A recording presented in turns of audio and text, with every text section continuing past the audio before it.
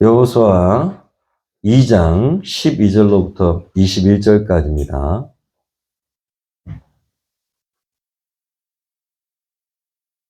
하나님의 말씀 개역개정 성경으로 제가 먼저 봉독하겠습니다. 그러므로 이제 청하노니 내가 너희를 선대하였은즉 너희도 내 아버지 집을 선대하도록 여호와로 내게 맹세하고 내게 징표를 내라. 그리고 나의 부모와 나의 남녀 형제와 그들에게 속한 모든 사람을 살려주어 우리 목숨을 죽음에서 건져내라. 그 사람들이 그에게 이르되 내가 우리의 이 일을 누설하지 아니하면 우리의 목숨으로 너희를 대신할 것이요 여호와께서 우리에게 이 땅을 주실 때에는 인자하고 진실하게 너를 대우하리라. 라합이 그들을 창문에서 줄로 달아내리니 그의 집이 성벽 위에 있으므로 그가 성벽 위에 거주하였습니다. 라합이 그들에게 이르되 두렵건대 뒤쫓는 사람들이 너희와 마주칠까 하노니 너희는 산으로 가서 거기서 사흘 동안 숨어 있다가 뒤쫓는 자들이 돌아간 후에 너희의 길을 갈지니라. 그 사람들이 그에게 이르되 내가 우리에게 서약하게 한 이 맹세에 대하여 우리가 허물이 없게 하리니 우리가 이 땅에 들어올 때에 우리를 달아내린 창문에 이 붉은 줄을 매고 내 부모와 형제와 내 아버지의 가족을 다 내 집에 모으라. 누구든지 내 집 문을 나가서 거리로 가면 그의 피가 그의 머리로 돌아갈 것이요 우리는 허물이 없으리라. 그러나 누구든지 너희와 함께 집에 있는 자에게 손을 대면 그의 피는 우리의 머리로 돌아오려니와 내가 우리의 이 일을 누설하면 내가 우리에게 서약하게 한 맹세에 대하여 우리에게 허물이 없으리라 하니 라합이 이르되 너희 말대로 할 것이라 하고 그들을 보내어 가게 하고 붉은 줄을 창문에 매니라. 아멘. 세 번역 성경으로 한 절씩 교독하면서 오늘 말씀을 쉽게 이해하고 또 마음에 담겠습니다. 12절, 13절 이렇게 교독하겠습니다. 내가 당신들에게 은혜를 베풀었으니 이제 당신들도 내 아버지의 집안에 은혜를 베푸시겠다고 주님 앞에서 맹세하시고 그것을 지키겠다는 확실한 징표를 나에게 주십시오. 부모와 형제 자매를 모아 그들에게 속한 모든 식구를 살려주시고 죽지 않도록 우리의 생명을 구하여 주십시오. 정탐꾼이 그 여인에게 말하였다. 우리가 목숨을 내놓고라도 약속한 것은 지키겠소. 우리가 한 일을 어느 누구에게도 일러 바치지 않는다면 주님께서 우리에게 이 땅을 주실 때에 우리는 친절과 성실을 다하여 그들을 대하겠소. 라합은 성벽 위에 있는 집에 살고 있었기 때문에 창문으로 줄을 늘어뜨려 그들을 달아내려 주었다. 그리고 여인은 그들에게 말하였다. 뒤쫓는 사람들이 당신들과 마주치지 않도록 산으로 가십시오. 거기에서 사흘 동안 숨어 있다가 뒤쫓는 사람들이 돌아간 다음에 당신들이 갈 길을 가십시오. 그 사람들이 그 여인에게 말하였다. 당신이 우리와 맺은 이 맹세에 대하여 우리가 허물이 없게 하겠소. 이렇게 합시다. 여기 홍색 줄이 있으니 우리가 이 땅으로 들어올 때에 당신이 우리를 달아내렸던 그 창문에 이 홍색 줄을 메어두십시오. 그리고 당신의 아버지와 어머니와 오라버니들과 아버지 집안의 모든 식구를 다 당신 집에 모여있게 하시오. 누구든지 당신 집 대문에서 밖으로 나가서 죽으면 그 죽음에 대한 책임은 죽은 사람 자신이 져야 하며 우리는 책임을 짓지 않겠소. 그러나 우리가 당신과 함께 집안에 있는 사람에게 손을 대서 죽으면 그 죽음에 대한 책임은 우리가 질 것이요. 그러나 당신이 우리가 한 일을 누설하면 당신이 우리와 맺은 맹세에 대하여 우리는 아무런 책임이 없소. 그러자 라합은 그들의 말대로 하겠다고 대답하고 그들을 보냈다. 그들이 간 뒤에 라합은 홍색 줄을 창에 매달았다. 아멘. 오늘 우리에게 주신 이 말씀 가지고 생명줄이라는 제목으로 주신 하나님의 은혜를 나누고 결단하고 새롭게 시작하는 또 한 주간 되기를 예수 그리스도 이름으로 축원합니다. 아멘. 여러분, 여러분에게 꼭 맞는, 정말 여러분의 생명을 살리고 여러분의 삶을 구원하는 생명줄이 여러분의 손에 있기를 축원합니다. 아멘.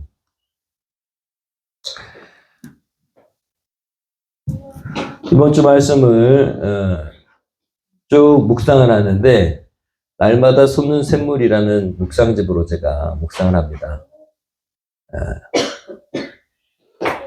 그 묵상집에 중간에 보면 글이 하나씩 나와요.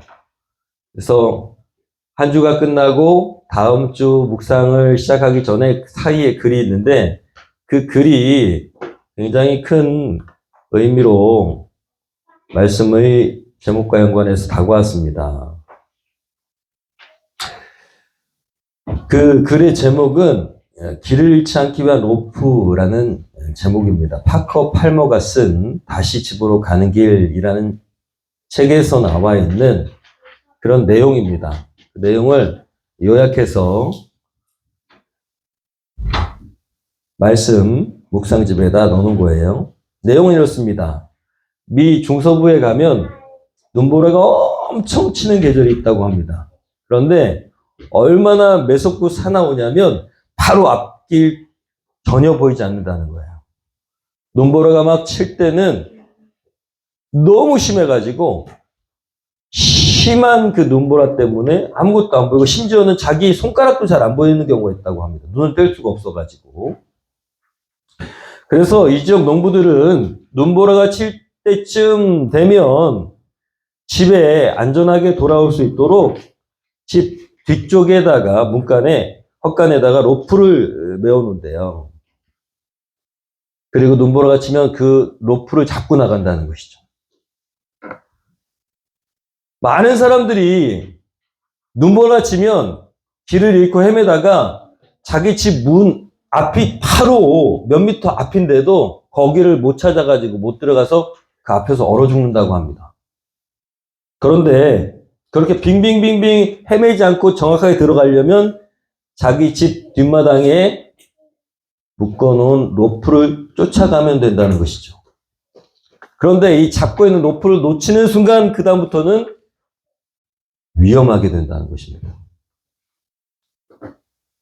정말로 이 글을 보면서 많은 사람들이 이 세상을 살아가면서 무엇을 잡고 가고 있을까 그런 마음을 주셨어요. 캐나다 지역도 그렇다고 합니다. 캐나다에서 목회하던 제 친구가 밤에 함부로 나가면 안 된다. 특히 눈보라가 치면 나가면 안 된다. 라고 이야기한다고 그래요. 그 친구가 지금은 캐나다에 있다가 이제 들어왔는데 바로 코앞에 나가도 죽을 수 있답니다. 그렇게 위험하대요. 사랑하는 성도 여러분, 우리의 인생도 때로는 휘몰아치는 눈보라처럼 그렇게 앞길이 전혀 보이지 않을 때가 있습니다. 너무 많은 일들이 한꺼번에 막 몰아닥쳐가지고 내가 지금 잘 가고 있는지 분간이 안 될 때가 있어요. 또 열심히 간다고 가는데 방향성을 잘 모를 때가 있습니다. 어떤 사람은 그런 힘겨운 삶의 현장을 만나면 열심히 노력하다가 자포자기하고 그냥 쓰러져 버립니다. 그래서 번아웃이라는 말도 생기잖아요. 비단 사회생활하는 사람들뿐만 아니라 목회자도 번아웃이 있습니다. 제가 존경하는 목사님은 열심히 제자훈련하고 목회하다가 너무 열심히 한 나머지 번아웃이 되셔가지고 1년 내내 못 일어나셨다는 말씀을 하신 적이 있어요. 왜 그런지 모르겠는데 못 일어나겠더라.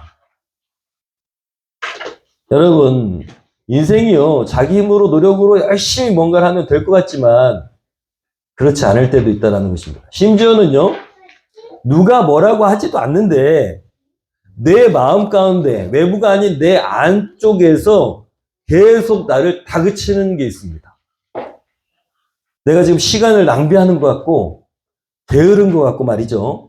그래서 자꾸 이렇게 살아도 되는가 하는 죄책감이 들고 그러다 보면 열심히 뭔가를 하긴 하는데 왜 하는지도 잘 모르고 나아가긴 나아가는데, 그런데 내 마음은 피폐해져만 가고, 그래서 마치 눈보라처럼 나를 얼어붙게 만드는 그런 현상들이 간혹 일어난다는 것이죠. 이것은 여러분, 교회를 다니는 성도들도 마찬가지라는 것입니다. 무엇을 붙잡고 가는가가 그렇게 중요하다라는 사실입니다. 여러분, 인생의 길에서 반드시 여러분 좋은 줄을 잡고 가시기를 축원합니다. 오늘 말씀을 통해서 가장 좋은 줄이 무엇인가를 알고 그리고 그 줄을 붙잡는 여러분 되시기를 축원합니다. 오늘 말씀에는 생명줄이 소개되어 있어요. 생명줄. 이스라엘 백성들이 2세대죠. 출애굽 2세대. 애굽을 탈출해갖고 이집트를 탈출해가지고 2세대가 이제는 가나안 땅을 정복하기 위해서 그 땅으로 들어가려고 합니다. 그 땅의 앞에 여리고성이 있는 거예요. 여리고성은 여러 번 제가 지도를 보여드렸지만 난공불락입니다. 두 개의 성으로 이루어졌는데 하나를 넘으면 그 다음 성이 또 있어요. 그러니까 너무너무 견고하게 지어졌고 머리 뛰어난 사람이 그 성을 지은 거예요. 하나의 성을 넘으면 다음 성이 있기 때문에 하나의 성을 넘다가 다 죽고 또 넘어가서 거기에서 포위돼서 죽고. 그런데 그 땅을 정탐하기 위해서 정탐꾼을 보냈어요. 그런데 잡힐 위기에 처했습니다. 이스라엘 사람들이 정탐꾼이 잡힐 위기에 처했어. 하나님의 은혜로 라합이 도와줍니다. 라합은 기생이었어요. 기생. 술집 여자. 쉽게 이야기하면 몸 파는 여자였습니다. 이 라합이요, 이스라엘의 정탐꾼을 숨겨주고 추적자들을 따돌립니다. 여기 왔었는데 방금 나갔다. 빨리 쫓아가면 잡을 수 있을 것이다 라고 병사들에게 속입니다. 그렇게 속이고 이 사람들을 구해준 이유가 있어요. 오늘 우리가 말씀을 읽지 않았지만 그 앞부분에 10절에 보면 이렇게 기록되어 있어요. 왜 숨겨줬는가? 한번 읽어볼까요? 시작. 이는 너희가 애굽에서 나올 때에 여호와께서 너희 앞에서 홍해 물을 마르게 하신 일과 너희가 요단 저쪽에 있는 아모리 사람의 두 왕 시온과 옥에게 행한 일, 곧 그들을 전멸시킨 일을 우리가 들었습니다. 우리가 듣자 곧 마음이 녹았고 너희로 말미암아 사람이 정신을 잃었나니 너희의 하나님 여호와는 위로는 하늘에서도 아래로는 땅에서도 하나님이시니라. 위에서도 신이시고 아래서도 신이시라는 거예요. 위대하신 하나님, 신이시라는 거예요. 여러분, 이렇게 이스라엘의 하나님이 진짜 신이다라고 라합이 고백하고 있는 것입니다. 그래서 라합은 기생이었음에도 불구하고 하나님의 능력으로 저 사람들이 이 여리고성을 점령할 것이라는 확신을 갖고 있었습니다. 할렐루야. 지금까지는 보잘것없는 인생을 살았어요. 여러분, 우리도 마찬가지입니다. 보잘것없는 인생을 살 수 있습니다. 남들이 봤을 때 혹은 내가 생각했을 때 보잘것없는 인생, 정말 손가락질 당할 만한 그런 인생을 살 수도 있습니다. 그런데 여러분, 믿음이 시작되는 순간이 달라지는 줄로 믿습니다. 여러분, 하나님이 나와 함께 하신다. 하나님이 나의 하나님이 되시는 순간부터 인생은 달라지는 것입니다. 이 기생 라합은요, 쉽게 말하면 몸 파는 여자였던 이 라합이요, 이때부터 선택을 달리합니다. 선택이 달라지는 거예요. 자기 백성들, 자기 나라를 사실은 배신하는 겁니다. 그런데 그 나라는 자기에게 기생이라는 직책을 줬어요. 그 직업을 주었던 나라입니다. 새롭게 살고 싶은 거죠. 그래서 하나님이라는 그 신을 섬기고 있는, 여호와 하나님을 섬기고 있는 그 나라 백성을 선택하기로 결단했어요. 이 결단은요, 그냥 한 게 아닙니다. 정탐꾼들을 도와준 것이지만 사실은 목숨을 건 거예요. 여러분, 진짜라면 목숨을 걸어야 됩니다.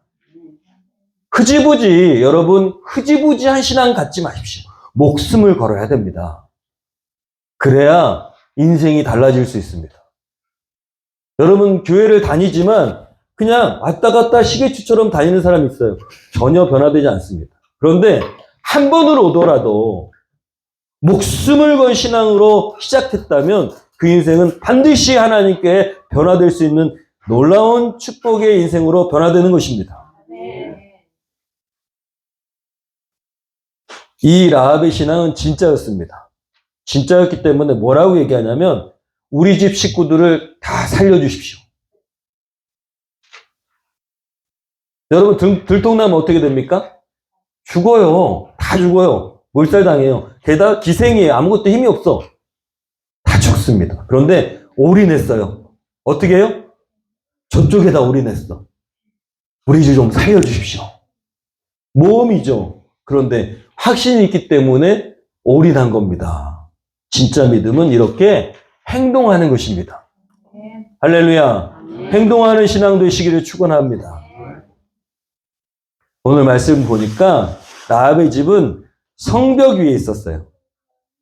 성벽 위에 꼭대기에 있었어요. 병사들이 막 추격하려고 떠나자 이 사람들 숨겨놨다가 집 밖 창문으로 줄을 내려 보냅니다. 그래서 줄을 타고 어떻게 해요? 네, 나아갑니다.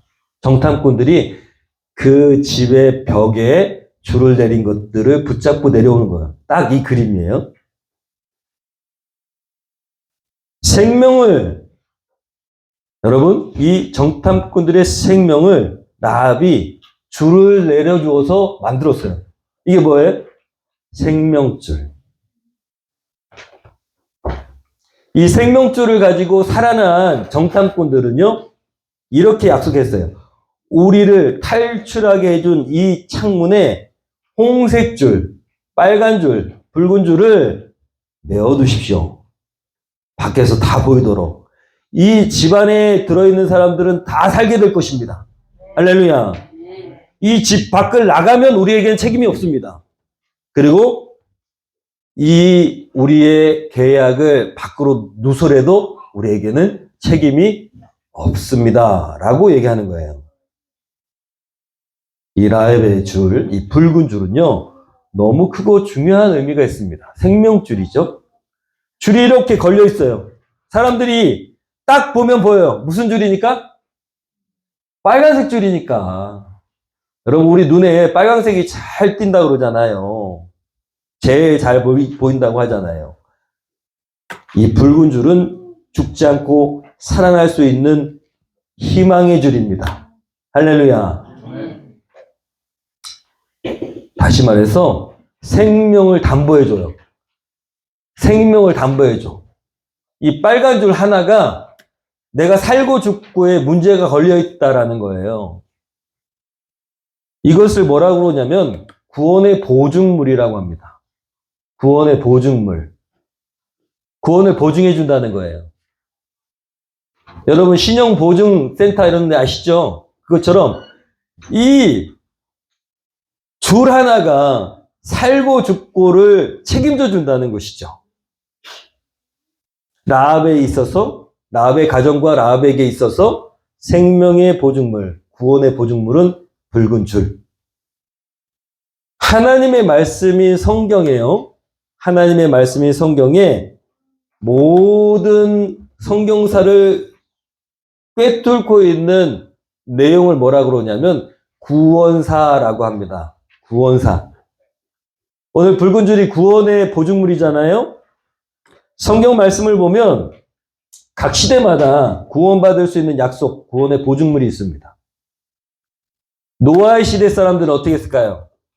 노아 시대 사람들은 노아의 말을 믿어야 됩니다. 비가 올 것이고 여기 다 잠길 것인데 여기 타라. 그게 뭐예요? 방주예요. 방주. 여기에 타면 살고 여기 안 타면 죽는 거예요. 구원의 보증물이 뭐예요?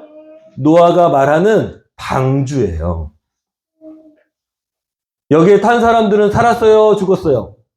살았어요. 여기에 안 탄 사람들은 살았어요? 죽었어요? 죽었어요.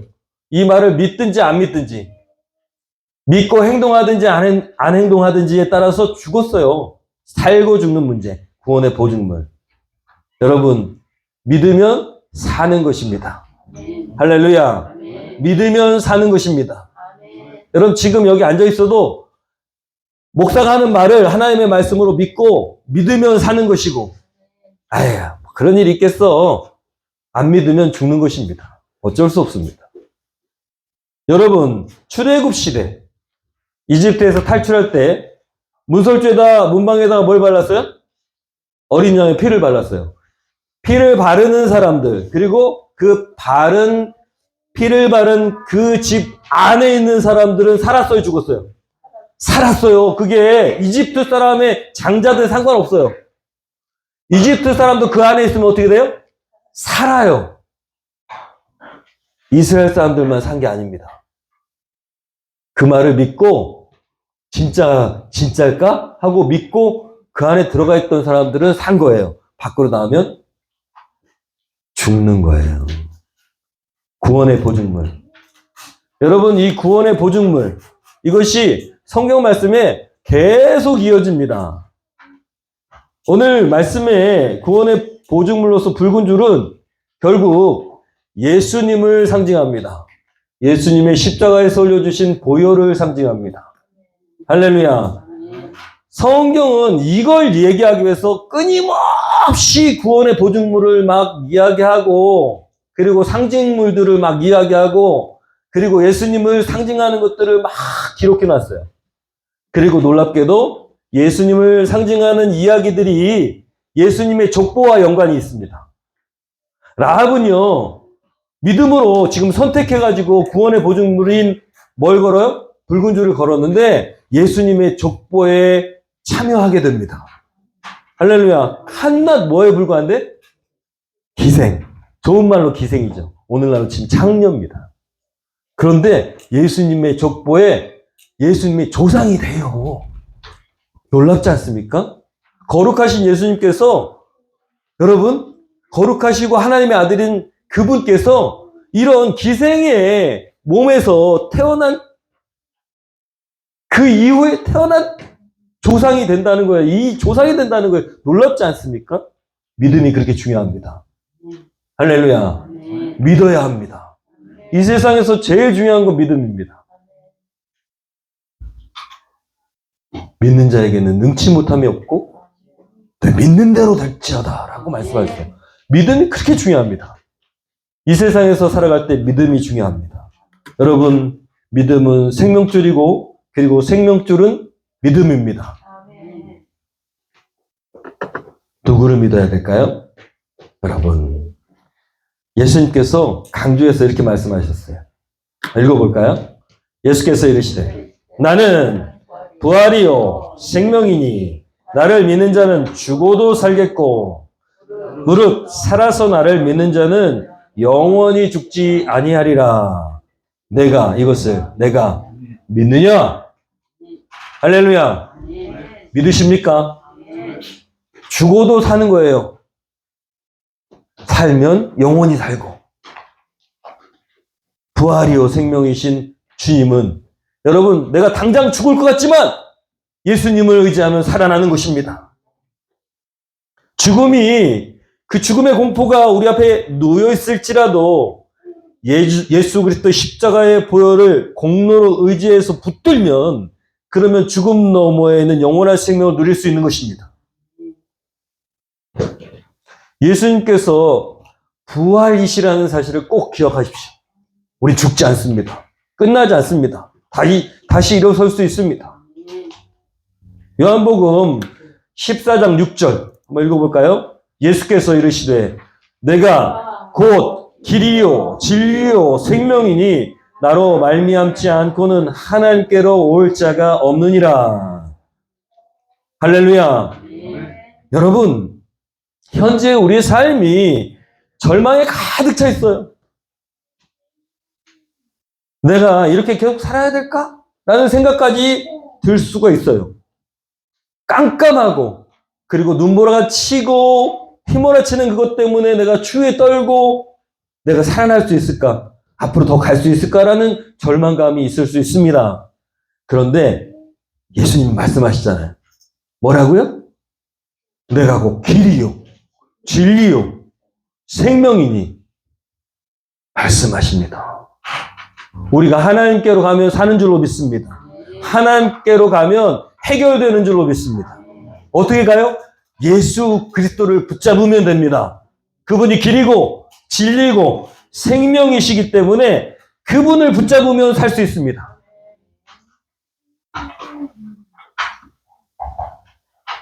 여러분, 예수님을 생명줄로 우리에게 주신 것은 전적으로 하나님의 은혜입니다. 우리의 노력이나 공로가 아니에요. 우리가 무엇인가를 했기 때문에 이 생명줄이 내려오는 게 아닙니다. 은혜입니다. 은혜. 우리에게 붉은 줄과 같이, 라합의 붉은 줄과 같이 생명줄로 오신 예수 그리스도의 사랑을 붙드시기를 축원합니다. 우리의 죄사함을 위해서 십자가의 은혜, 그 은혜를 베푸시기 위해서 이 땅에 아기 예수님으로 오셨어요. 선물로 주신 겁니다. 여러분, 그 아기 예수님이 오신 날을 우리는 성탄절로 기념하는 겁니다. 이 의미를 생각해야 돼요. 대강절이잖아요. 예수님이 왜 오셨을까? 우리의 생명줄이 되시기 위해서입니다. 이분이요, 다시 오신다 그랬어요. 가셨거든요? 다시 오신다 그랬어요. 이걸 대강절이라고 합니다. 여러분, 잃어버리면 안 됩니다. 예수님이 다시 오시는 날이 분명히 있습니다. 왜냐하면 이분은 거짓말쟁이가 아니기 때문이에요. 심지어는요, 세상 사람들이 이분을 하나님의 아들로, 신의 아들로 인정하지 않을지라도 성자라고 합니다. 성자. 성자가 뭡니까?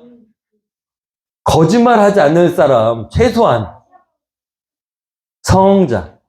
거짓말하지 않을 사람. 그죠? 근데 이분이요, 가시면서 뭐라고 말씀하시냐면, 내가 반드시 간 모습 그대로 다시 올 거다. 라고 얘기하셨어요. 거짓말 하실 분이 아니거든요. 이분이 그럼 거짓말 하시거나 아니면 이분이 이 땅에 태어나신 게 거짓말일까요? 그럴 수도 없어요. 왜냐하면은 이분이 오신 다음부터 역사가 바뀌었거든요. BC에서 AD로 바뀌었거든요. 이분이 안 계셨다면, 거짓말이라면 역사가 바뀔 수가 없어요.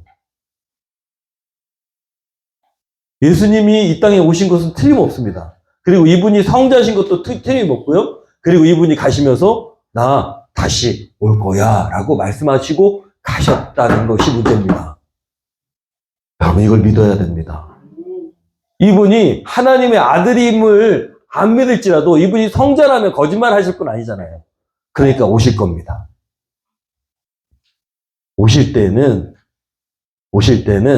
이 땅을 심판하러 오신대요. 구원하러 오신 이분이 그 다음에 심판하러 오신대요. 두 번째 오실 때는. 뭘 심판해요? 잘못된 사람들? 아니요.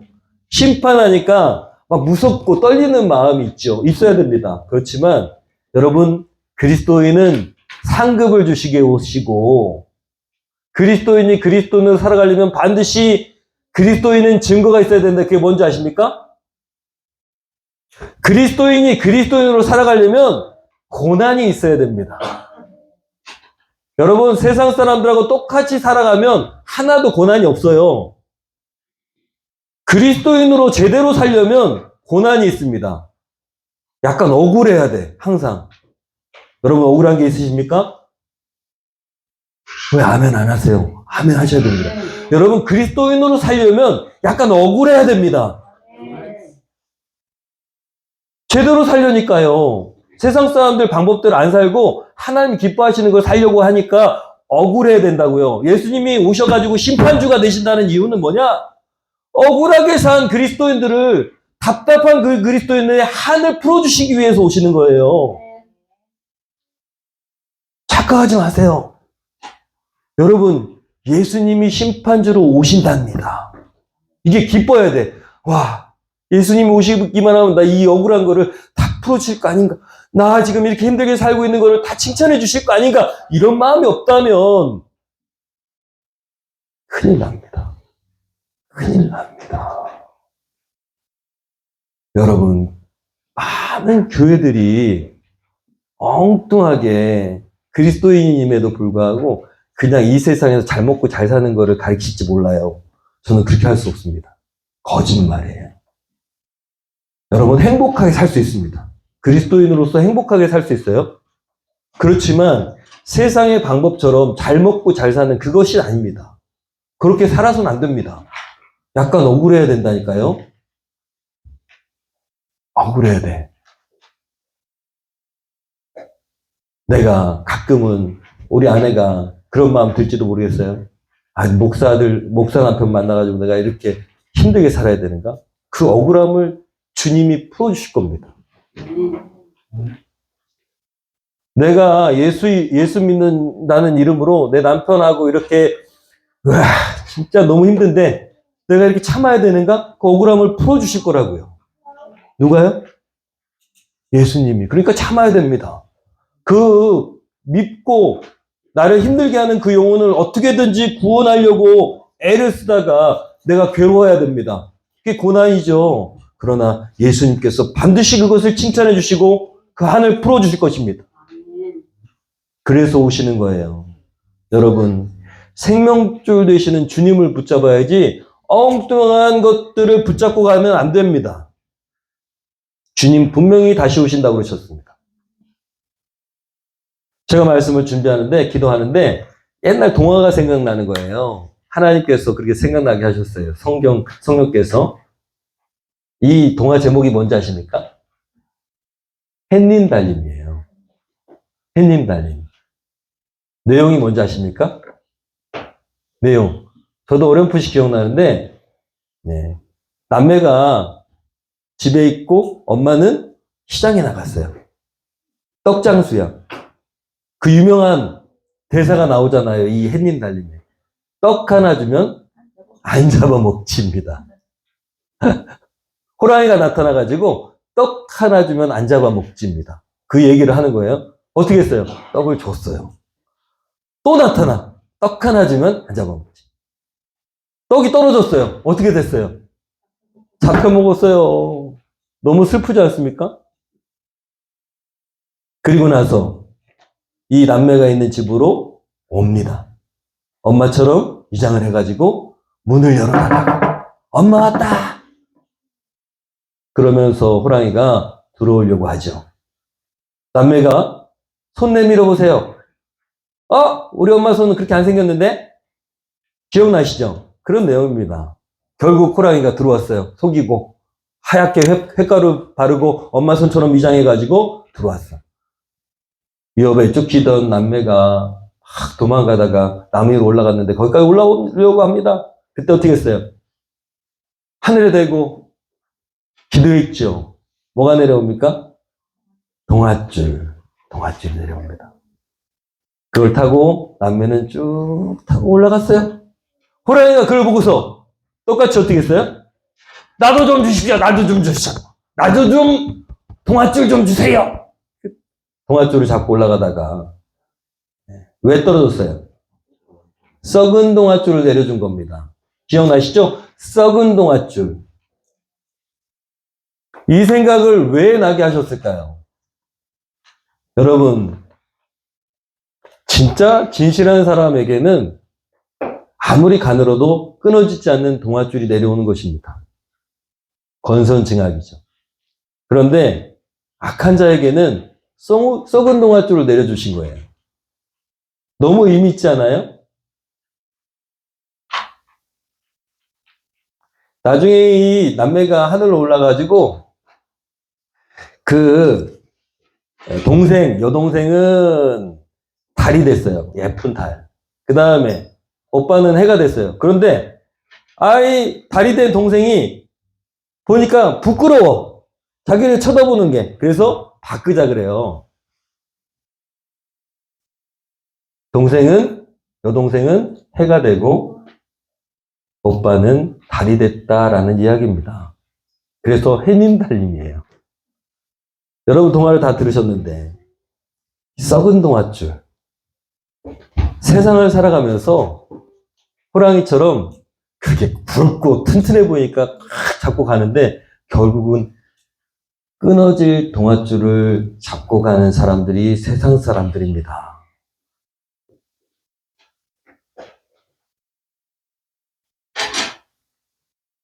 그거 끝까지 잡고 가면 가지고 갈 수 있을까요? 한 번쯤 생각해 보십시오. 여러분, 이 썩은 동아줄 잡고 가면 끝까지 갈 수 있을까요? 못 갑니다. 못 가요. 이걸 썩은 동아줄 내려놓고 진짜 끊어지지 않는 동아줄을 잡아야 끝까지 갈 수 있습니다. 아직도 교회 다니는 사람들도 마찬가지고 세상 사람들은 뭘 잡고 있어요? 끊어질 동아줄, 썩은 동아줄을 잡고 그게 굵으니까 안 끊어질 거다, 괜찮을 거다 라고 가고 있어요. 남들도 다 그거 붙잡았으니까 괜찮아. 나도 잡으면 돼. 여러분, 그 동아줄은 우리를 끝까지 영원한 생명으로 인도하지 못합니다. 진짜를 붙잡아야 됩니다. 요거 가짜를 놓고 놔야지 잡을 수 있잖아요. 이것도 잡고 저것도 잡을 수 있을까요? 못 잡아요. 이거 내려놔야 돼요. 라합이 올인한 거잖아요. 생명을 건 거잖아요.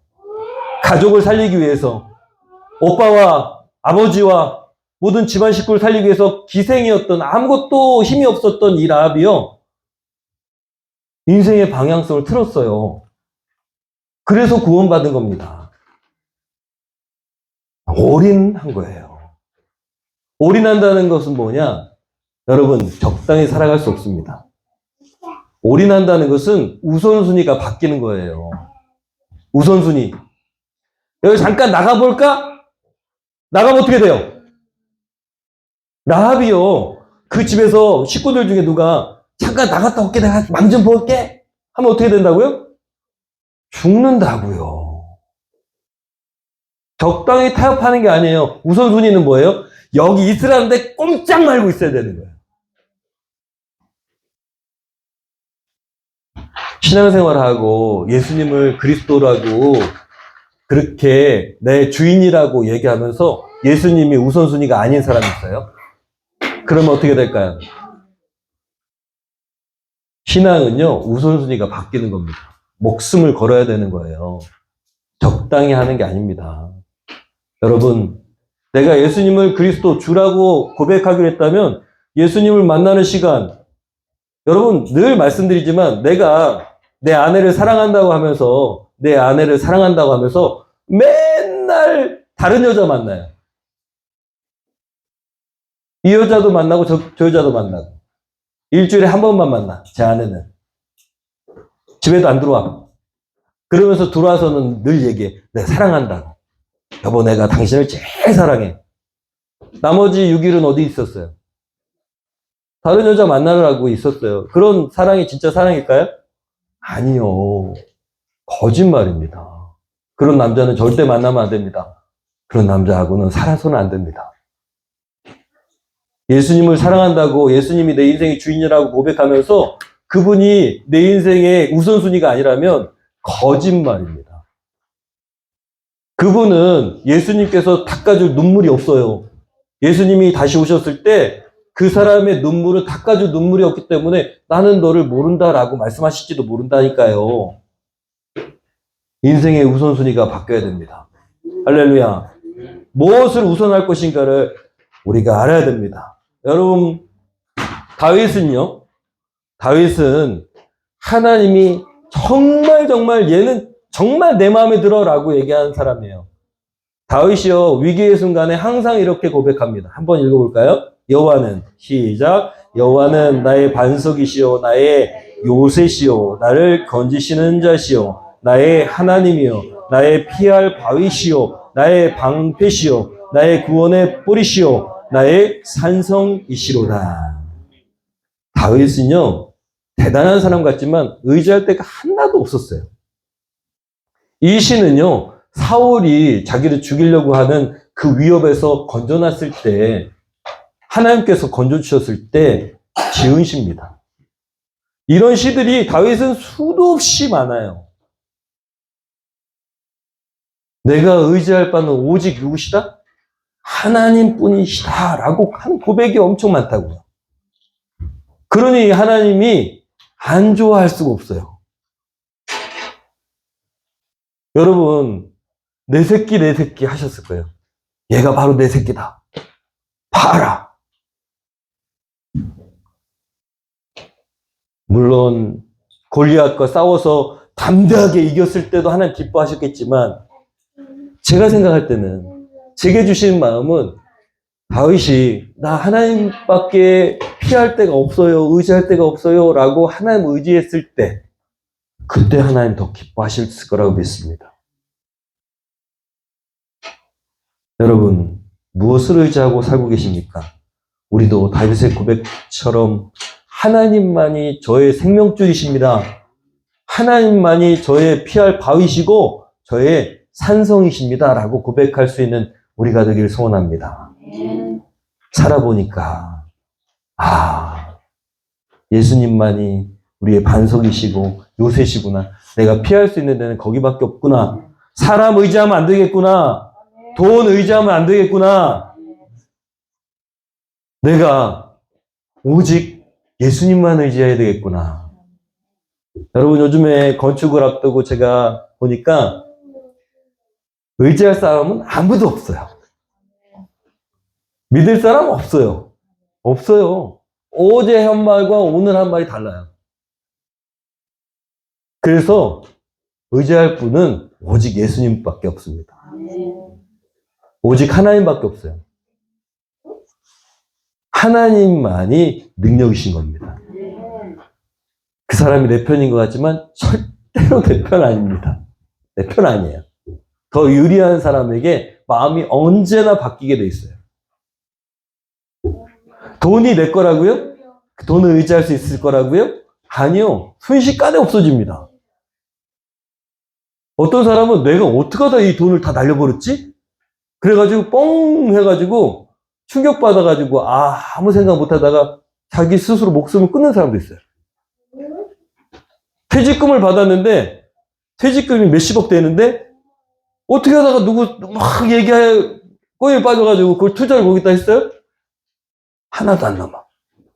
여러분, 내 수중에 돈이 있을 때 내 것입니다.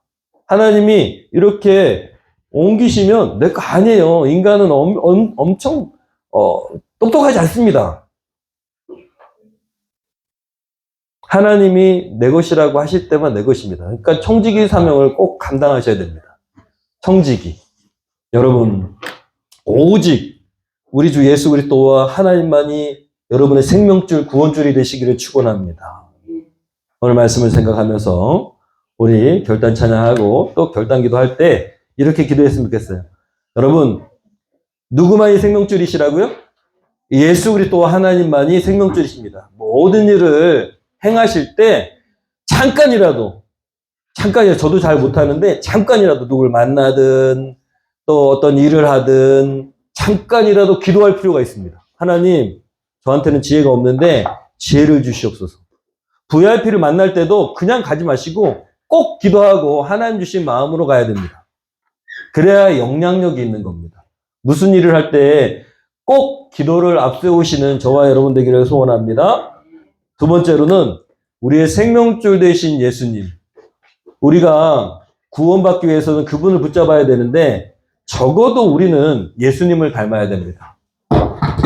그래서 누군가 지금 너무너무 어려운 삶의 눈보라와 폭풍우 가운데 있다면 내 손을 내밀어 줄 수 있어야 되는 것이죠. 누가 그러셨기 때문에? 예수님께서 그러셨기 때문에 우리도 그래야 되는 겁니다. 우리가 예수님의 손이 되어야 되고 예수님의 발이 되고 예수님의 삶을 닮아가는 우리가 되어야 됩니다. 그게 그리스도인이에요. 그리스도를 닮았다라고 해서 그리스도인, 누군가의 도움을 주는 생명줄이 되시기를 축원합니다. 저와 여러분이 예수님의 도구가 되기를 소원합니다. 여러분, 누구한테 그렇게 할 것인가? 내가 이번 주는 누구한테 그럴 것인가? 여러분, 기도하면서 감사하면서 사십시오. 여러분, 이 시간에 결단할 때 그냥 그렇게 살게 해주십시오 라고 결단하는 게 아니고요. 내가 누구한테 가서 누구에게 어떻게 생명줄이 되어주길 원하십니까? 이렇게 구체적으로 결단 기도해야 됩니다. 어떻게 하면 될까요? 어떻게 그분을 도와주면 될까요? 라고 구체적으로. 우리 성도들은 너무너무 잘하십니다. 여러분, 꼭 기억하십시오. 이번 주는 모든 일을 할 때 되도록이면 기도로 시작하시고, 그리고 누군가의 뭐가 되어주겠다? 구원해줄 생명줄이 되어주겠다 라는 생각으로 우리 시간에 살아가시기를 소원합니다. 주님, 주님만이 나의 방패시고 나의 요새시고 나의 산성이십니다. 우리 찬양하겠습니다.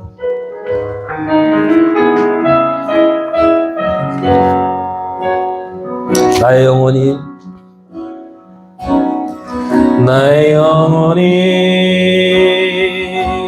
잠잠히 하나님만 바라며 나의 구원이 그에게서 나는도다.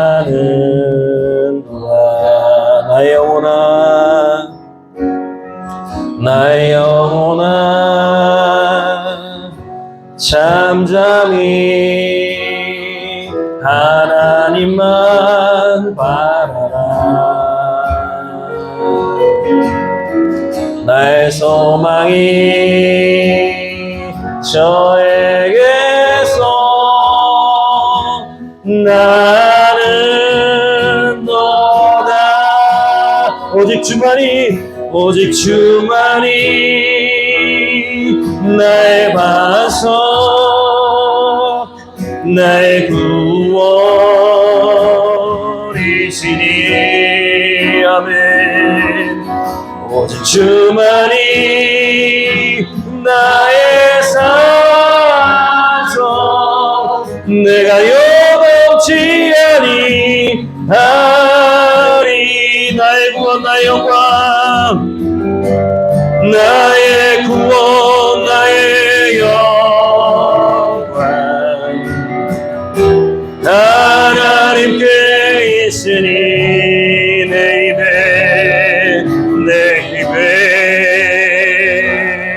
반석과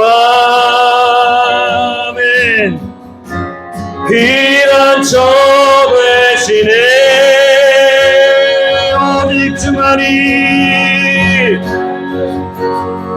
오직 주만이 나의 반석 나의 구원이시니.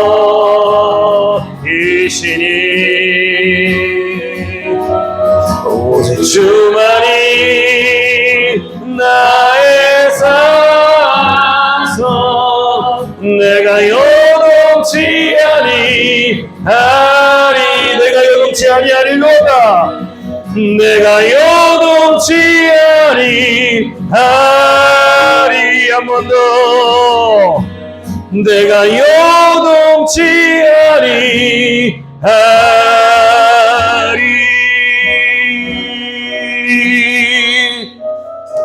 우리 조용히 눈을 감고 결단 기도, 결단 찬양하고 결단 기도합니다. 주님, 내가 썩은 동아줄을 붙잡고 있었습니다. 언제나 우리 주만이 나의 생명줄이 되시기를 원합니다. 이번 주는 모든 순간순간마다 누구를 만나든 무슨 일 하든 오직 주만이 나의 반석이시라는 소망을 가지고 하나님께 예수님께 기도 기도하며 성령의 도우심을 구해서 살아가겠습니다. 주여, 누구에게 내가 주님과 같은 생명줄과 도움의 줄이 되길 원하십니까? 구원의 줄이 되길 원하십니까? 주님, 저를 사용하여 주셔서 주님, 절망 가운데 있는 그 사람, 주여, 그 절망 가운데에 좌절하고 쓰러져 있는 그 사람, 하나님, 정말 그 마음을 볼 수 있는 눈을 주시옵소서. 그에게 다가가 예수 그리스도의 사랑을 전할 수 있는 우리가 되길 원합니다. 저를 사용하여 주시옵소서. 예수님의 사역이 저의 사역이 되길 원합니다. 저의 마음이 예수님의 마음이 되길 원합니다. 이 시간에 결단하면서 누구에게 갈까요? 물어보시고 결단 기도하는 이 시간 되기를 소원합니다. 기도합니다. 주님,